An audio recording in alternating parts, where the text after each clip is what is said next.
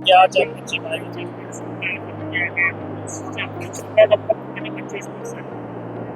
Sir, आज बड़ी खुशी का मौका है कि खेलों की राजधानी छोटी काशी भिवानी के अंदर चौथी Haryana state youth Muay Thai championship का आयोजन श्री सनातन धर्म जगदीश कन्या वरिष्ठ माध्यमिक विद्यालय के प्रांगण में आयोजित किया गया है, जिसमें पूरे हरियाणा प्रदेश से लगभग 216 महिला व पुरुष खिलाड़ियों ने अपने अपने भार वर्ग में अपने अपने जिले की टीम का नेतृत्व किया है।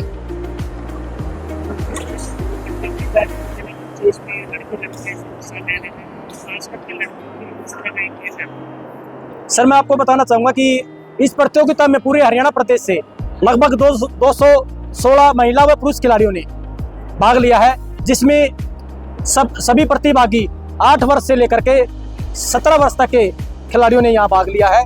और यह प्रतियोगिता, यह चैंपियनशिप, ये मुए थाई जो खेल है, ये खासकर लड़कियों के लिए एक आत्मरक्षा का एक खेल है, जिसके अंदर जैसे कि नंदवानी सर ने बताया कि ये 8 अंगों का खेल है, तो मैं भी बताना चाहूँगा कि 8 अंगों का खेल है और थाईलैंड का ये राष्ट्रीय खेल है, जिसको प्राचीन समय से रामायण काल से ये खेल विकसित है, जिसको थाईलैंड का एक राष्ट्रीय खेल कहा जाता है।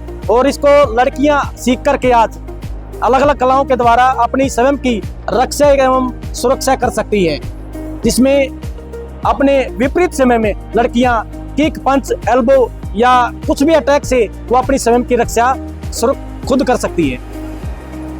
बाहर से अतिथिगण आए हैं, अभिभावक आए हैं, खिलाड़ी आए हैं और आप मीडिया मित्र आए हैं, सबको मैं यहाँ पहुँचने पर आपका स्वागत करता हूँ। और हमारे भिवानी शहर में ये आयोजन हो रहा है, सभी शहरवासियों का भी मैं बहुत धन्यवाद करता हूँ, आभार व्यक्त करता हूँ। और जितने भी खिलाड़ी, सबको मैं शुभकामनाएं देता हूँ कि अपने तन मन धन से जितने भी 100% एफर्ट है वो लगाएं, हार जीत के विषय में ना सोचें और अपना 100% खेल में दें। और देखिए, ये हर साल हमारे शहर के लिए बहुत गौरव की बात है कि ऐसे आयोजन सोमवीर भाई हैं, मुकेश भाई हैं, प्रदीप भाई हैं और विशेष तौर से हमारे स्कूल के जो भी संस्थापक हैं, समिति के सदस्य हैं, इनका भी आभार व्यक्त करता हूं, जो इस प्रांगण में हमें अवसर प्रदान करते हैं। और भिवानी वैसे तो शुरू से ही खेलों का भरा है, बॉक्सिंग में, कुश्ती में, तीरंदाजी में, और एक मुआ थाई को भी एक नया प्लेटफॉर्म मिला है। तो ये हमारे शहर के साथ साथ हमारे प्रदेश को भी एक नया प्रतिनिधित्व दे, तो सभी से आशा करते हैं, खिलाड़ियों से आशा करते हैं और शहरवासियों को जो ये इतना सपोर्ट करते हैं, कई संस्थाएं हैं, उनका सबका आभार व्यक्त करते हैं। देखिए जी, बहुत ही एक फ्यूचर ब्राइट फ्यूचर कह सकते हैं, क्योंकि सोमवीर जी ने लगातार बहुत ही प्रयास किए हैं। अब पीछे ही विंटर ओलंपिक हुए थे, उनमें हमारे बच्चों ने, और मुकेश भाई का लड़का सूरज, वो बहरीन जाके हमारे देश का प्रतिनिधित्व करके आया है। और यूथ ओलंपिक में भी, और ओलंपिक में भी हम ट्राई कर रहे हैं कि इस खेल को शामिल किया जाए, और जो बाकी खेलों को जो सुविधाएं मिलती हैं, खिलाड़ियों को सुविधाएं मिलती हैं, नौकरियां मिलती हैं, वे भी निश्चित तौर पे हमारे खिलाड़ियों को मिलेंगी। हाँ जी, बिल्कुल। आप देख भी रहे हैं, सरकार के भी प्रयास रहते हैं वैसे भी, पर दूषित मानसिकता के लोग हर जगह होते हैं।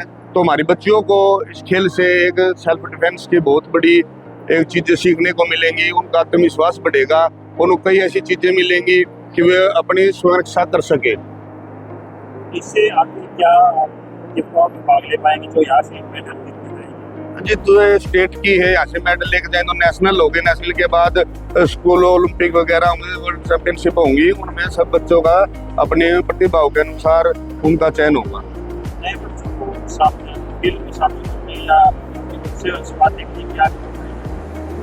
देखिए जी, हम जिला स्तर से लेके गाँवों में भी और स्टेट लेवल पर भी ये छोटे छोटे आयोजन करते रहते हैं। और बच्चों को स्कूलों में जाके भी, हमारे भाई हैं, हमारे इसके संस्था के जितने भी पदाधिकारी हैं, सदस्य हैं, वे सब जाके स्कूलों में विशेष तौर से क्लासें ली जाती है, कॉलेजों में जाके क्लासें ली जाती हैं, उनको सिखाया जाता है, प्रेरित किया जाता है कि आप मुआ थाई से जुड़े और एक बहुत ही अच्छा सुनहरे अवसर होंगे इन खिलाड़ियों के लिए आगे भविष्य में।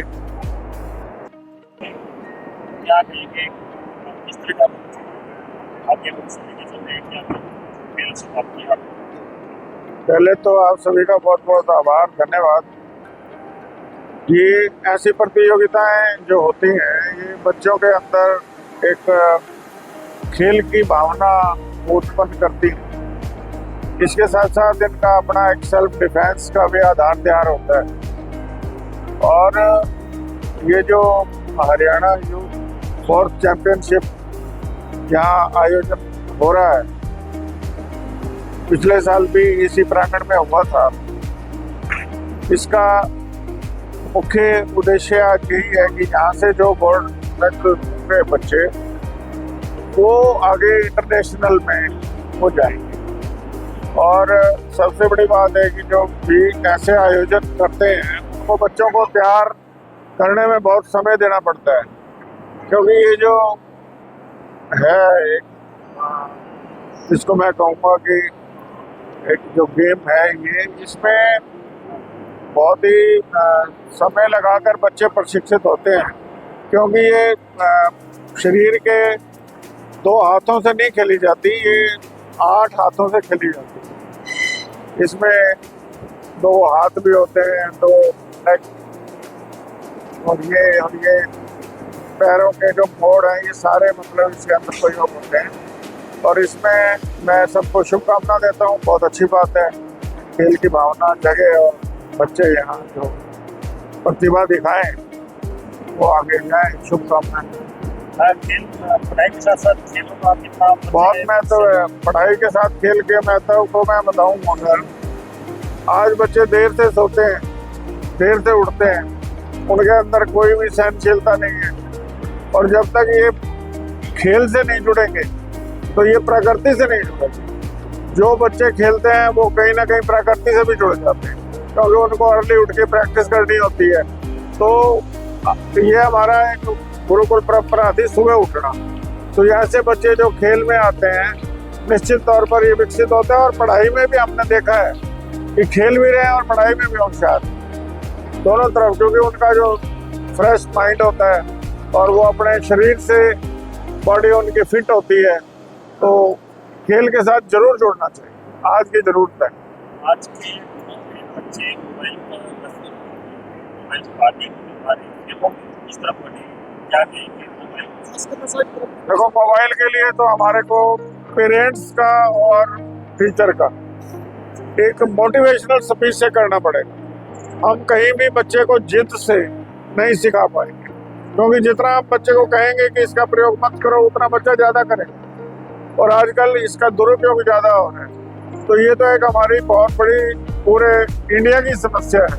और मोबाइल का मैं कहूँगा कि पेरेंट्स और टीचर मिलकर एक ऐसी मोटिवेशनल बच्चों को बताएं कि ये तुम्हारे कैसे अंगों को बंद कर देगा, कैसे तुम्हारी आंखें, सुनना, सब कुछ खत्म होता जाएगा। और आज हम एक इसके लत हो गई है, हम ये कह सकते हैं कि मतलब इसके आदी हो गए हैं, और पूरी पीढ़ी आदी हो गई है। युवा भी, ओल्ड एज वाले भी, बच्चे भी, सब इसके। पर ये बहुत बड़े